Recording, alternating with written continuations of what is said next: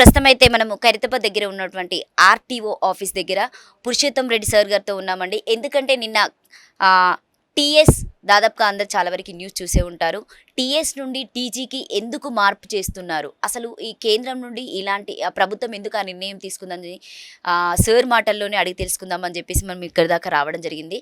ఒకసారి సార్ మాటల్లోనే అడిగి తెలుసుకుందాం. సార్ నమస్తే సార్, ఎలా ఉన్నారు సార్?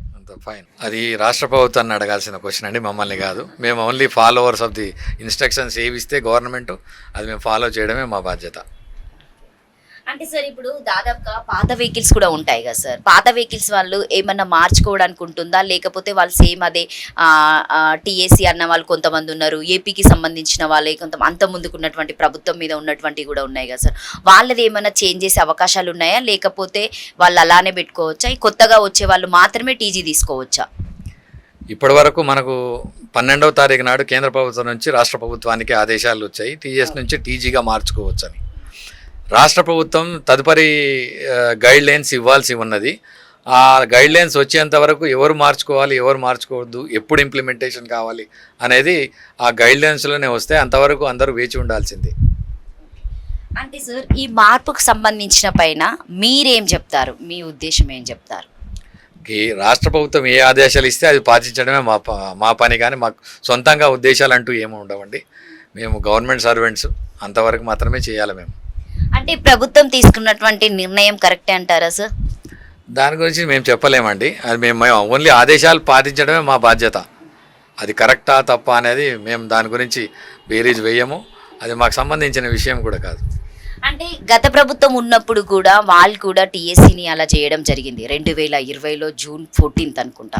సో ఇప్పుడు ప్రభుత్వం అధికారంలోకి రావడం వల్ల టీజీ చేయడానికి అంటే కంపల్సరీగా టీజీనే చేయాలని చెప్పేసి ఎందుకు నిర్ణయించుకున్నారు? అంటే మీకు తెలిసిన కేంద్రం నుండి ఆదేశాలు వస్తూ ఉంటాయి కదా పేపర్ స్టేట్మెంట్లో, అది మీకేమైనా ఐడియా ఉందా సార్? అలా మాకు ఐడియా లేదండి, దాని గురించి ఏ విధమైన నిర్ణయాలు తీసుకున్నారని మాకు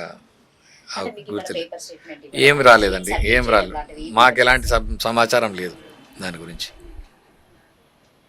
సో అంటే ఒకవేళ ఇప్పుడు ఆ టీఎస్ నుండి టీజీకి మారవడం వల్ల వాహనాలు ఉన్నటువంటి యాజమాన్యం వాళ్ళకి ఎలాంటి ఇబ్బందులైనా ఏమన్నా కలగచ్చా సార్?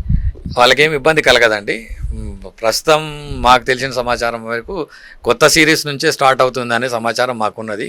పూర్తి గైడ్లైన్స్ వస్తే కానీ తెలియదు. పాత వాహనాలు వారు కానీ కొత్త వాళ్ళు కానీ బాధపడాల్సింది ఏం లేదు, ఎక్స్ట్రా ఛార్జెస్ ఏం పేమెంట్ చేయాల్సిన అవసరం లేదు.